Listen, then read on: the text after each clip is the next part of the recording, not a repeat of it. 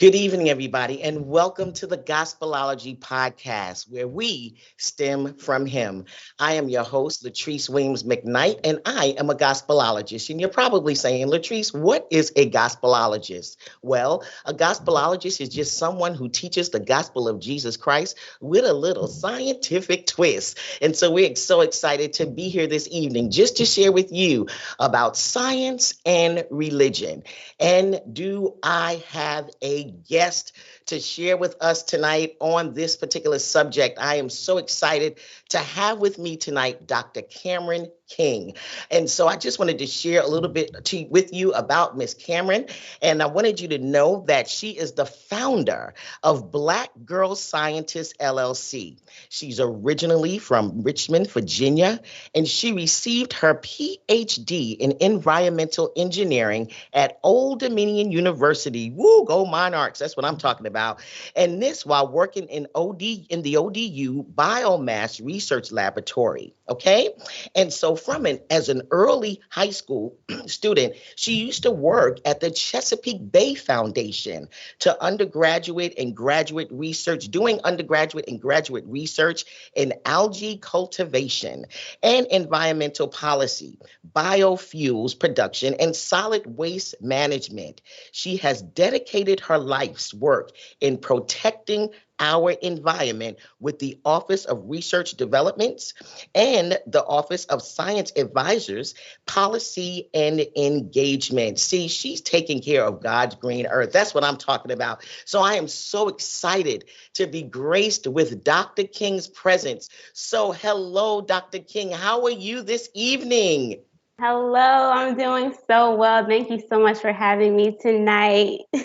Oh, I'm so excited. Oh, I thank you for joining me this evening. Let's just give a toast up to Gospelology. There we go. Hey. Yes, hey.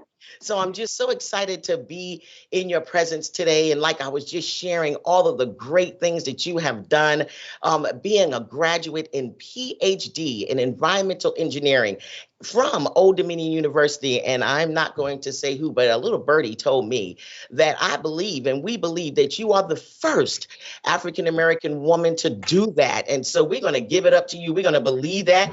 And we know it's true. If not the zero out of zero, you are one out of zero, okay? To actually accomplish that achievement. And so, Dr. King, we're just so excited to be with you and to share about Black Girl Scientists and to share about everything that you do.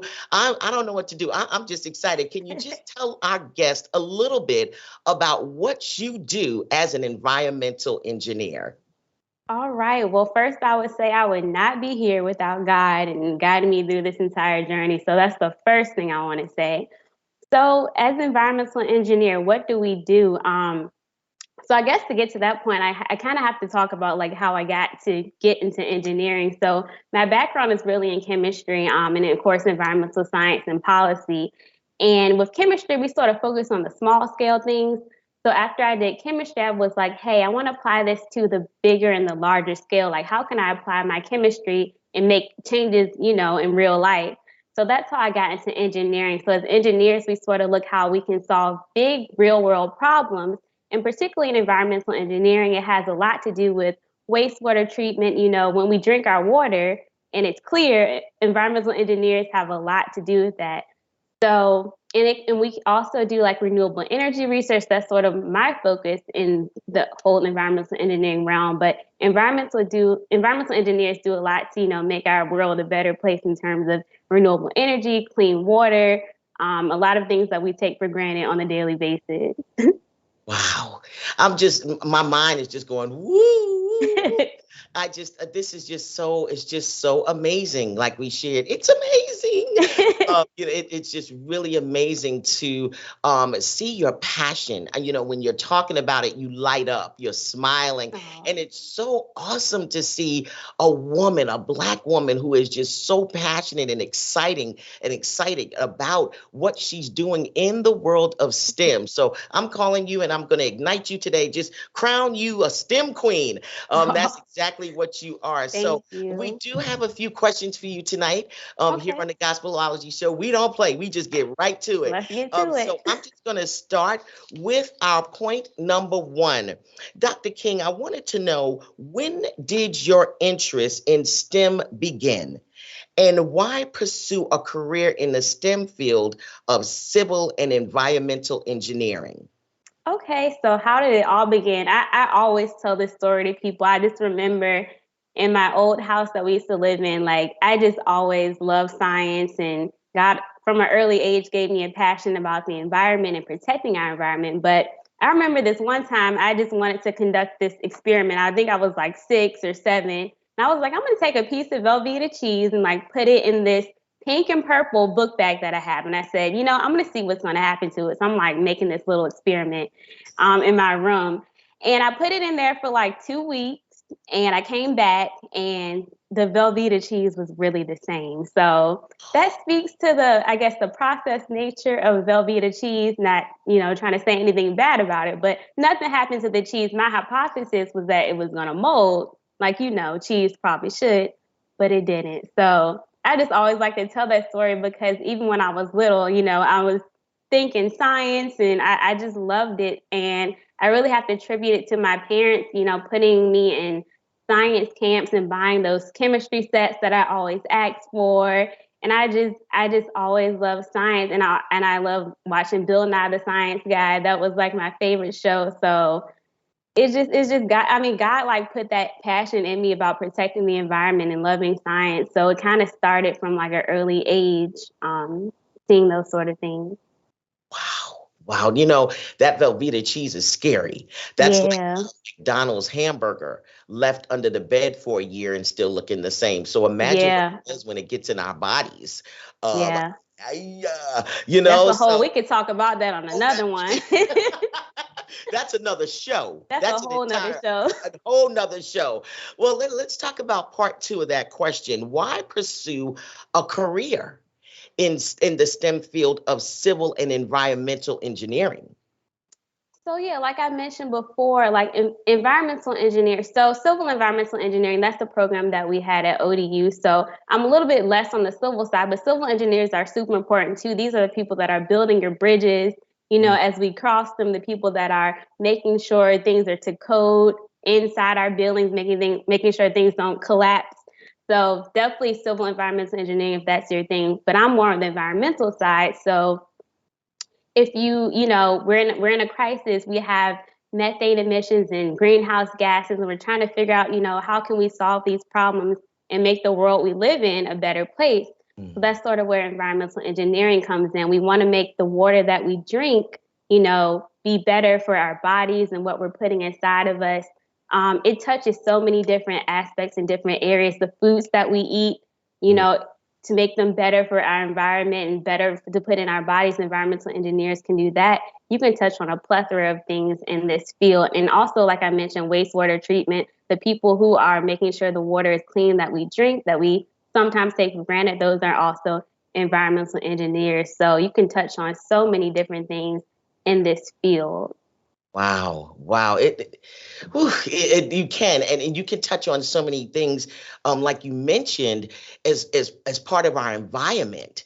As far as the water, you talked about growing and things of that nature. I can only imagine what farmers think of you about the soil that they're planting their Right. vegetables and everything, from the water to what we eat. So not just what we drink and what's going to our tables, but you're in just an array or a plethora of things that you can actually touch on when you're dealing with environmental engineering. And it's amazing. I'm just so elated. I don't know what to do. I'm just so excited to have you here and to hear all of the things that you are doing in your field at such a young age. And Aw. so I'm just really excited about that. Really excited about that. Let's talk about something else. Point number two.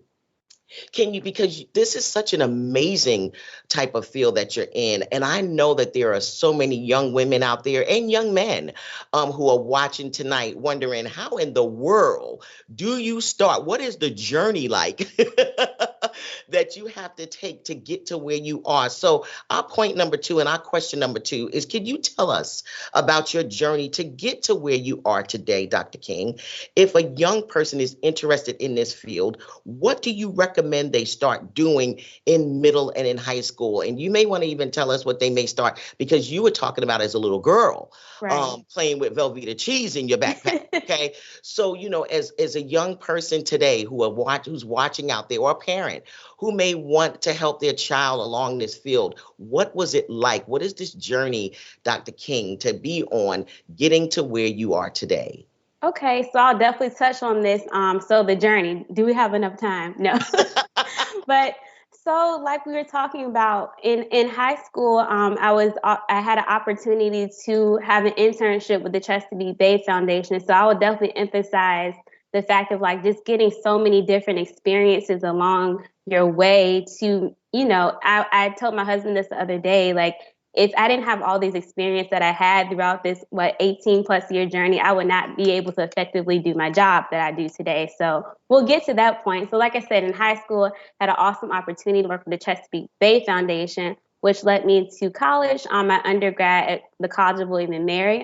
So that was my chemistry and environmental science and policy bachelor's. So there I had an awesome opportunity to work in labs. I worked for the Virginia Institute of Marine Science, where we quantified mercury in catfish in the Chesapeake Bay. So the fish that we eat, how much mercury is in that? Is that safe for us to eat? Also had other lab experiences. And then after that, I continued to my master's at Johns Hopkins University. So that's where I got into environmental engineering. So that part where it's like, I want to take this micro scale chemistry, where we're mixing things in a lab and apply it to the real world. So environmental engineering for me seemed like the best place to do that. So in Baltimore, I had an awesome opportunity, again, another internship to work with the Maryland Department of the Environment. And that's where I really got into waste and energy research. So we have a problem, like I mentioned, our landfills, we're not going to have an infinite, supply of land. So we have issues with landfilling and where are we going to put our trash? So Maryland was trying to solve that problem. So I got experience helping them with that, which leads me to Old Dominion University, where I got into the Biomass Research Lab, where we do tons of research, helping our environment with renewable energy, with biomass, so grass, algae, whatever sort of renewable energy resource. We try to convert those to value-added products, making the world a better place and reducing those emissions that we talk about all the time. So in that lab, I focused on waste to energy research, which after that, I'm working now at the United States Environmental Protection Agency, which this topic, food waste reduction, directly relates to my dissertation topic of sort of diverting all this waste that we make all the time to the landfill. And again, the problem with landfills is we don't have a, infinite space in our world. And we want to try to reduce that because there's so many studies showing that when we put all this trash in the landfill, we have many problems because of that. So that's sort of my long story short journey. But throughout that, I had so many working experiences with the federal government, with small businesses that sort of kind of crafted my outlook on, what I want to be doing for the rest of my life. So I say that to say, to sort of answer that second part of your question, I would say grasp as many, experiences that you have. I love what you all are doing at Gospelology because the exposure that you give to young children, like that's where it really starts. Like our parents took us to the science museum.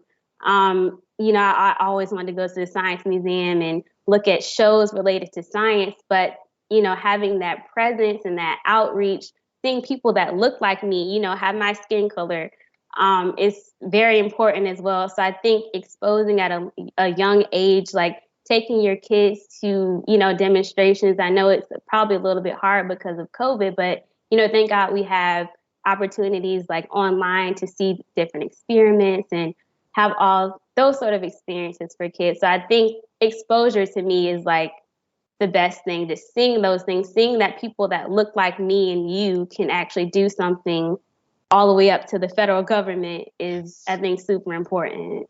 Oh gosh, ooh, you give me chills. It is so important. And what there was something that you said that was so powerful on one of your Facebook posts that I was just I had to have you here Oh, because you said these words. You said that you looked at a field that you wanted to be in and you didn't see anybody who looked like you. So you decided that you would go into this field because you wanted somebody to look like you in that particular field. I was like, I get it. Because being a trailblazer is not easy, but it's something that has to be done, and you did that. And so letting kids see that it's possible to do, that science can be fun, the way you talked about all of your different internships and things of that nature, you made it seem like it was just something so fun because it's your passion. And like Dr. King, we can't teach passion. There's no way that we can teach passion. But if you have children who are passionate about science, or you're introducing them to science at an early age, they won't be afraid of science. And I think that's what happens to so many of our young people today, yeah. that they are afraid of science. So I wanted to share a video today, a little bit about what's going on in the science field as far as your background is concerned and what it touches on a little bit. So let's watch about a minute of this film about what environmental engineers actually do. Awesome. It isn't just some big rock we live on. It's an ever-changing environment with countless creatures, us included, just trying to survive. That's why, as an engineer, you have to think about how you affect the world and how the world affects us. If you want to try and live in harmony with nature, we need environmental engineering.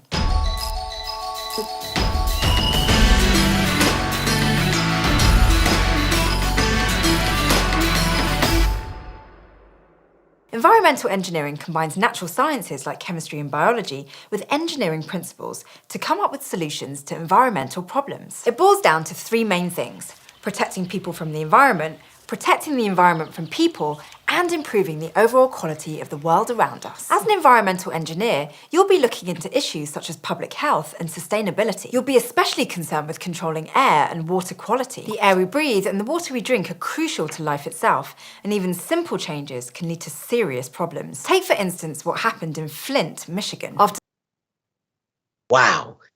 That's why I wanted it to stop right there, because you shared all of those things. You talked about being in chemistry at William and Mary. You talked about all of your research and being in these laboratories and sharing all of this information. And to think that young kids can actually see this right now and think how they can help to change the world and how sometimes we have to protect the world from us because of Yes. so many of the damaging things that we're doing. So I wanted you to share a little bit, Dr. King, about that, and not the specific incident, but the importance of us understanding about Flint. You shared a little bit about water contamination and things that you were doing in the laboratory for research, but how important are you as far as an environmental engineer, like our guest just spoke about? What is that like to have to go in? Like, do you test the water? How often do you have to test it? What can we do even at home to test our water? Is there a filter or something? I'm just saying that we could put on Yeah. our water just to see. Talk to us a little bit about that this evening, because I think some kids Yes. are going to be really excited about this. Definitely, yeah. When I heard about and when I saw about Flint, Michigan, I immediately wanted to be the administrator of EPA because issues like this, we have this term called environmental justice, and issues like this affect communities of color or low income communities more than other communities. That's basically what that means. So this issue of Flint, Michigan definitely touched on that.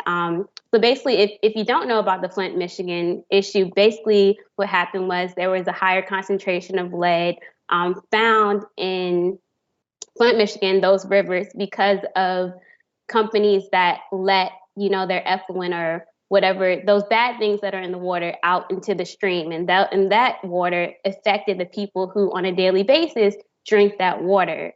So and lead is very toxic. It can be very toxic in the human body and can lead to a plethora of different health issues inside of our body. So that's why that was a very big issue. And I guess actually somebody in my lab, one of my lab mates, I won't say her name for confidentiality, I guess, but she worked on this issue on a smaller scale to see how we can filter out lead or many contaminants in our tap water. So I don't know if you have a Brita or filter your water or ever attach a Brita to your sink or your faucet, but that's actually what those Brita machines do. So there's this compound called activated carbon inside the Brita filter, which is basically like the charcoal we use when we're grilling.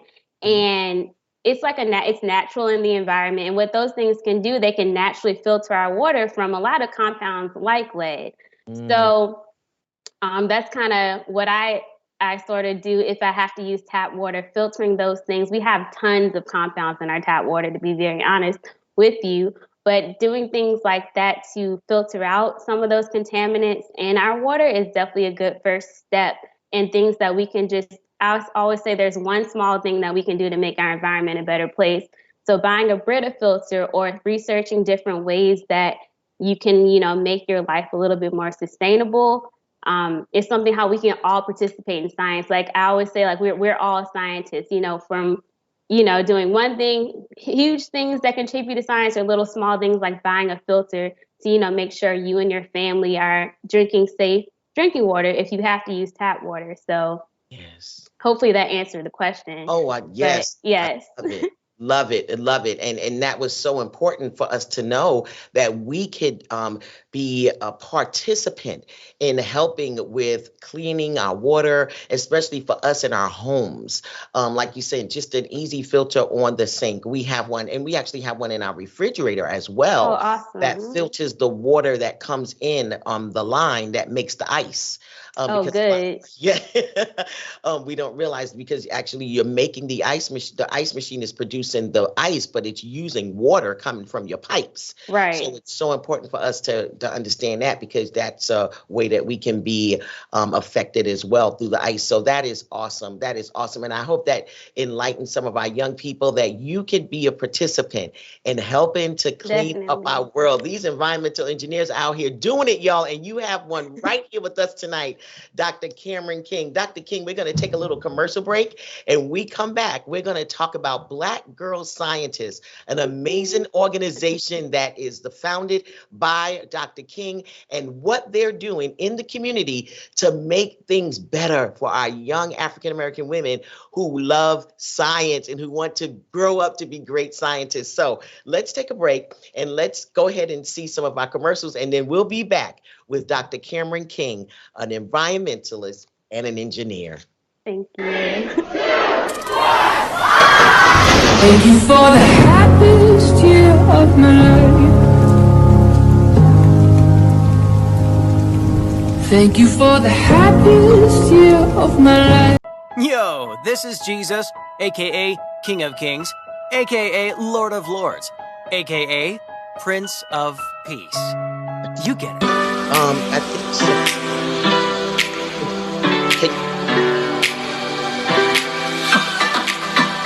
Boom, boom, boom.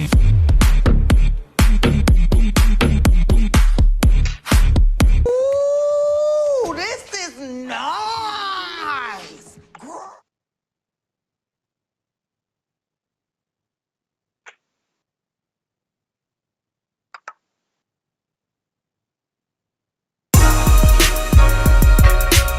He know our struggles, and he will guide us.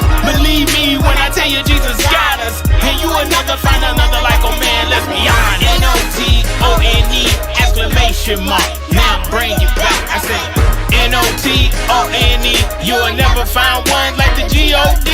Yeah, it ain't no friend like the one we got. The lowly Jesus, he heal our soul of diseases. He come to pick up the pieces. If you believe it, then receive it. There's not a friend like the lowly Jesus. No, not one. No, not one. No one else can heal all our souls' diseases. No, not one. No, not one. He know our struggles, and he will guide us. Believe me when I tell you Jesus got us. And you will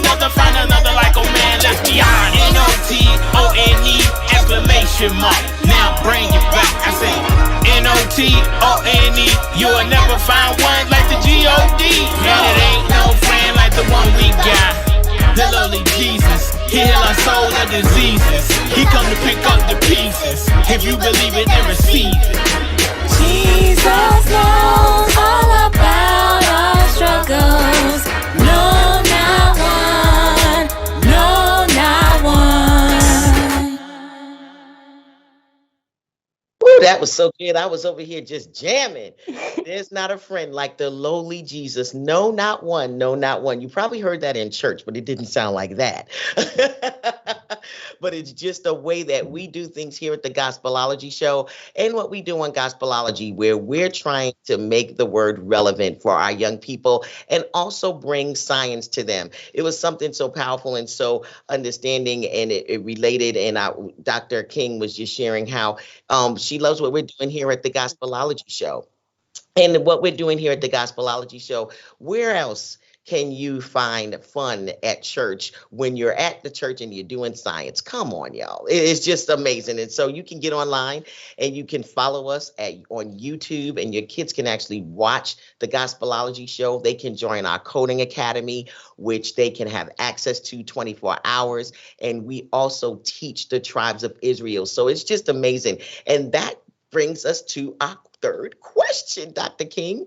That third question, where I wanted you to share something with us about what your view is on science and religion. And then can you tell us about your relationship with God, and tell us about how you combine the two? And do you find it any different when you're dealing in science and you have this love for Jesus? Can you just talk to us about that this evening?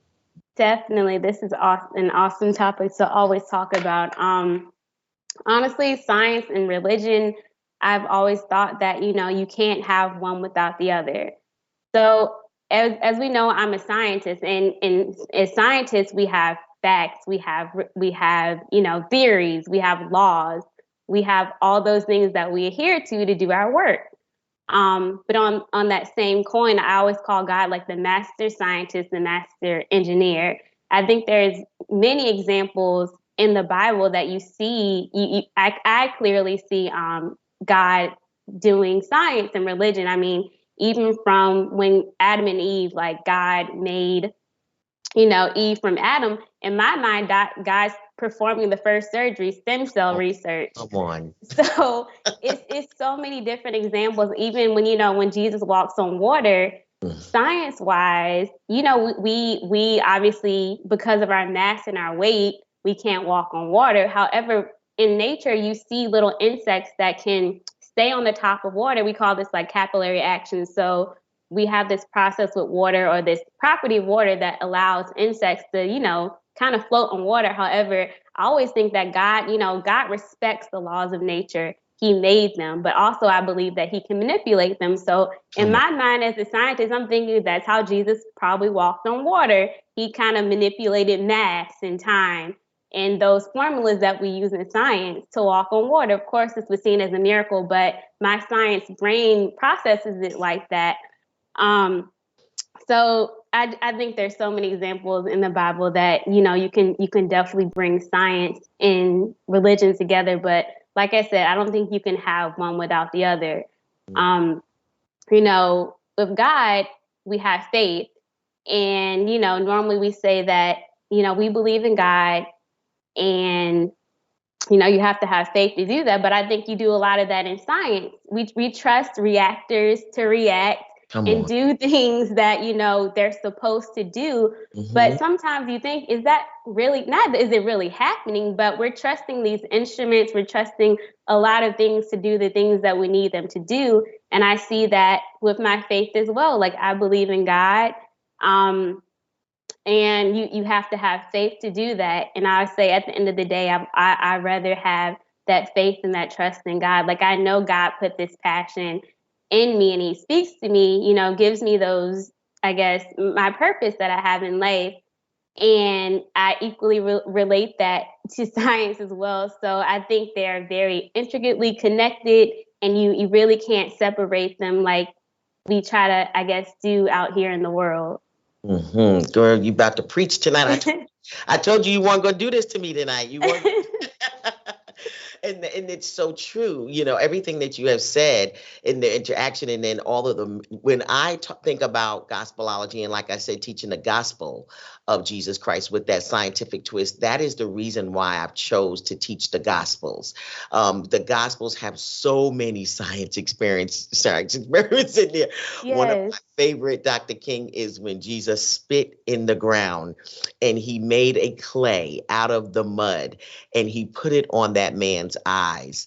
The thing is that as an environmental engineer, I know you've seen so many things in that, because all of the chemicals and Yes. the byproducts and things like that you find in dirt, Right. and then mixing it with saliva, and then I just it's just so many things, and then the Yes. water into wine. That's a whole nother story. That's a whole nother.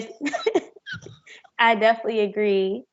Yes. It's so interesting, and you touched on that, and so that's why I love doing that at church, where the kids actually get to see those science experiments. But they're so awesome, because at an early age, when you're exposing them to this, it just enlightens them even the more. And like I said before, they're not afraid of science. So tell me a little bit about your relationship with God. When did you first hear about Jesus? How old were you? So I feel like I've just always kind of had this relationship with God. Like I always knew that He was there. Like when I was very young, my brother and I got baptized when we maybe like 6 or 7, but just from that point, like I just always felt that God was leading me and directing me with my purpose and why. I mean, I always say like we are here for a purpose. Like God is given, just like He gave Jesus a purpose. Jesus had a purpose, so we also have a purpose, a reason why we're here on earth. So I just always felt God, putting me in the right direction or linking me with people that, will help me accomplish my purpose here on earth, just as we saw Jesus did. Um, so I guess, I just always felt that I've had God kind of leading me and guiding me throughout my life with different people that He's put in my path, people that, He has sent here to help me accomplish my purpose. So I don't know, I couldn't do anything without God.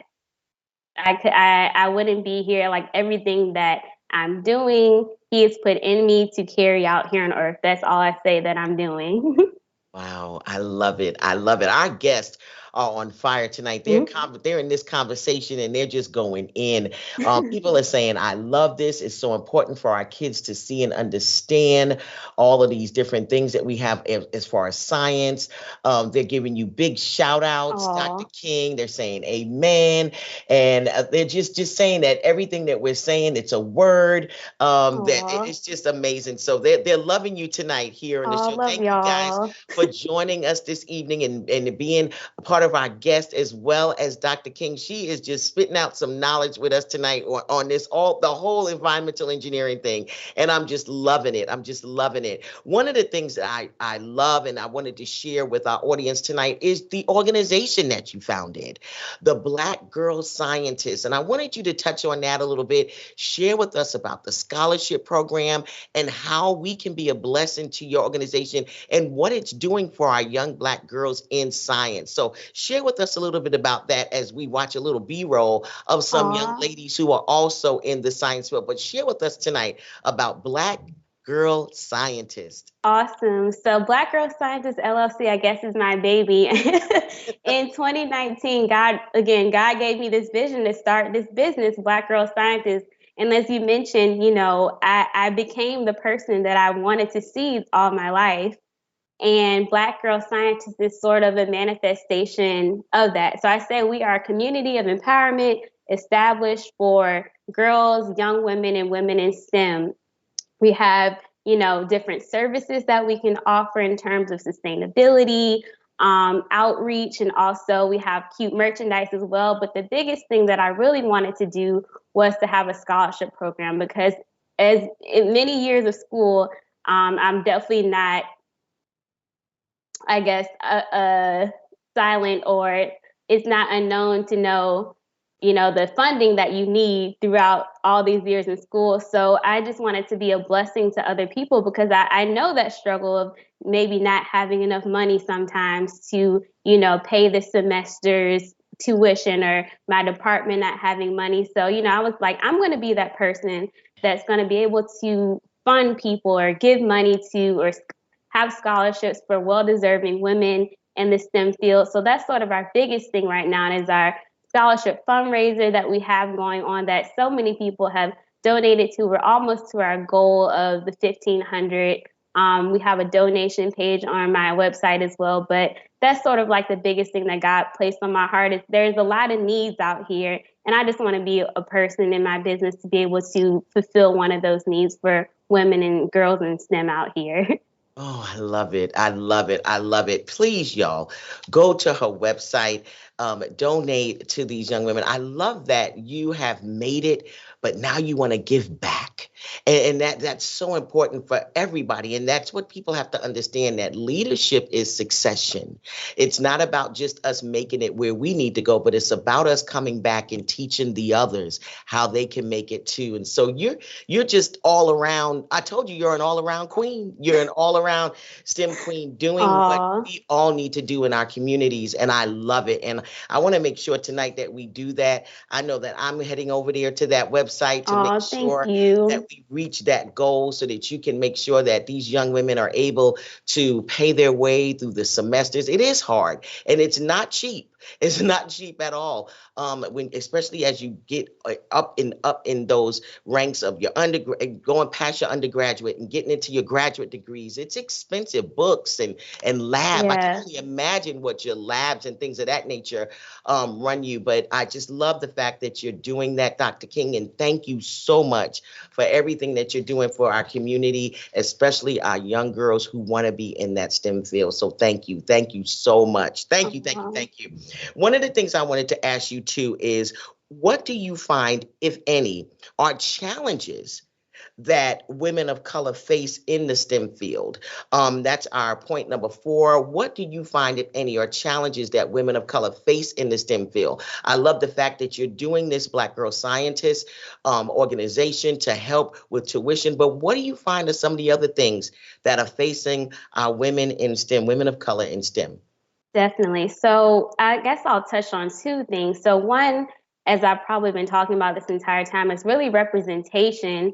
I'm so grateful to all the mentors that I've had throughout my life, but every mentor that I've had has been a Caucasian male or an Indian male, which I'm super grateful to, but no one that has looked like me has ever essentially been. I've had maybe a couple African-American teachers. Shout out to them. Thank you so much for being there. But in terms of mentor or somebody that like a principal investigator in the lab, no one has really ever looked at me. I'm starting the job that I started right now is the first time I've had a woman mentor out of I'm 30 now. So Wow. So that representation piece and like walking into a room and always knowing that you're probably going to be the only person that looks like you. And, you take on that challenge, but it's still like, man, like this is a problem. Wow. So, that's why I kind of started Black Girl Scientist as well, to let people know, like people like that look like me, look like you, can be in these spaces and and you have valuable things to say and valuable knowledge and, intelligence to be in these spaces as well. So I would say that's probably number 1 that could get a little intimidating. Also, number 2, this idea of like imposter syndrome, which I feel like throughout all different fields. And that's really saying, can I do this? Like, can somebody that looks like me, that has this sort of background, am I supposed to be in this space? Do I have the skills, the qualifications to be here? And to that, I say, yes, you do. Like, I tell people all the time, like, I have all these degrees, but I say, like, I might not be the smartest person in the world, but I'm going to use what God gave me, X, Y, and Z, and I'm going to do it. I'm going to do these things with this, that, and that God gave me to be able to carry out those things. So if you have that perseverance and knowing that whatever God put in your heart to do and just standing on that foundation, you'll be able to get through, and knowing that you belong and use what you got to get to where you want to go. You might not have everything, but use what He gave you to get to where He has already predestined you to go. Oh, gosh. I love it. I love it. And you're encouraging so many young people and, women in general. And like you're saying, it's hard to even see women in this field, let alone women of color. And it's just amazing on what you're doing and how important, like you mentioned, mentorship is and someone that's going to be beside you to encourage you to Right. push forward. So thank you for being here. I'm telling you, you are going to inspire so many people around the world with what you do, and so many young girls and are going to understand that they can do this because Dr. King did it. And so, Yes. and I'm loving the name. I'm so glad you married Mr. P, and got that name. That's just an Yes, I extension. You love the it. female Dr. King, right? Right. Thank you. Yes. Love it. I love it. I love it. It's amazing. And they have on right here on the screen. If you want to donate, you can actually scan that right there. Go Aw. to the BlackGirlScientist.com and donate so that these young women can really get a break, and able to fulfill their dreams of what they want to do. Again, Dr. King, thank you so much for what you're doing for our young women out there today in the STEM field. I have another question for you. Thank This is our you. last question of the evening. What are some of the ways we as women in STEM can start engaging children in STEM? That's question number 5. Just wanted to know, do you have any ideas about how we can engage our young children in the STEM field today? Yeah, so I thought about that a little bit. I would definitely say it starts at home, like making things. I always say everything can be related to science. My thing I always say is like outside of God, I believe chemistry can explain everything. So it goes down to like the smallest atoms that everything is made out of. So just when you're at home, like talking about different things that could be related to science, like playing the videos that Gospelology has, like doing different little things like around your house, like how does the water turn on? Like pull up a YouTube video about that, or what are my clothes made out of? Like all of this is science, and that can like spark conversations at the dinner table. Um, Buying little science sets, to do in your home space. I think it just starts at home within your family, within, different things that could be related to science. And also going out to those places, like I know it might be a little bit hard because of COVID, but like the science museum, like getting those mind wheels turning, thinking about different things in that nature. I love it. I love it. You said so many things, and like you're saying, we have so many things at home. I love that answer. How you can just start engaging, just simplest things, like you said. What are our clothes made of? How did the water come out the sink? All of those things. It's just so important. All of those things that we can do. You're exactly right. To start engaging our young people in the STEM field. Dr. King. When I tell you I've just enjoyed, I could talk to you all night, but I know we don't have that time. But I want to thank you for coming on tonight. I want to thank you for your obedience and persevering in everything that you have done. I want to thank you just for what you're doing for our young girls in the STEM field, to encourage them, to build them up, to help them to understand that they could be what they want to be, whatever they want to be. And I want to thank you for believing that you could do whatever you want to do. And to be here tonight is just an example of what God has done in your life. And we thank you and we praise him. Of course, we give him all the Yes. glory and all the praise, but we're thanking you too tonight for just being obedient to everything that he has placed upon you, because I know it wasn't easy, but I thank you for being here and just sharing that with our audience to know that they can get through anything with God on their side. So Dr. King, what parting words do you have for our people here tonight on the Gospelology show?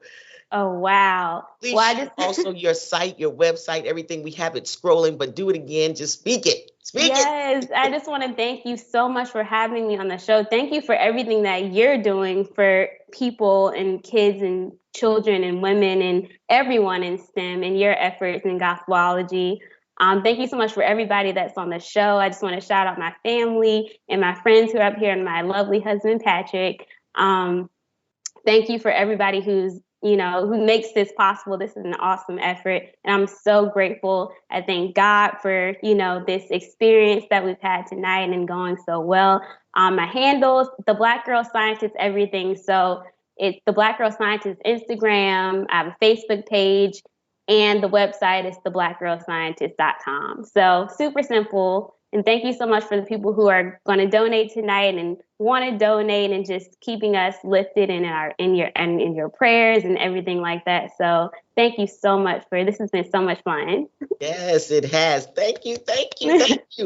I really enjoyed you tonight. And I want to let everybody know out there on the Gospelology show that we have gear. We have shirts that, Dr. King said something so important tonight. She talked about how we stem from him. And that's one of our t-shirts we have, y'all. But you can catch that right there. We can scan that information, go right to our Gospelology shop, our lab gear, pick up a shirt, letting people know that Jesus is your forever friend. Get your little onesie for your little baby to say we stem from him. And of course, my famous saying, it's amazing. You can do that as well. We'd love to have you also subscribe to our YouTube station, y'all. We have some great activities, science lessons, scientists and residents that your kids can learn about, just about all of the amazing people in STEM. You can check out this particular podcast as well and just review it again and listen to all the amazing things that Dr. King shared with us tonight and all of our past guests. So we'd love for you to subscribe right here with our podcast as well. And we just enjoyed being with you tonight. Dr. King, again, thank you so much. Let's give another toast to Dr. King, y'all, for joining us here on the Gospelology podcast. And again, remember everybody that we stem from him and that you too can make a change in our environment by just doing little things to help keep our world cleaner and safer.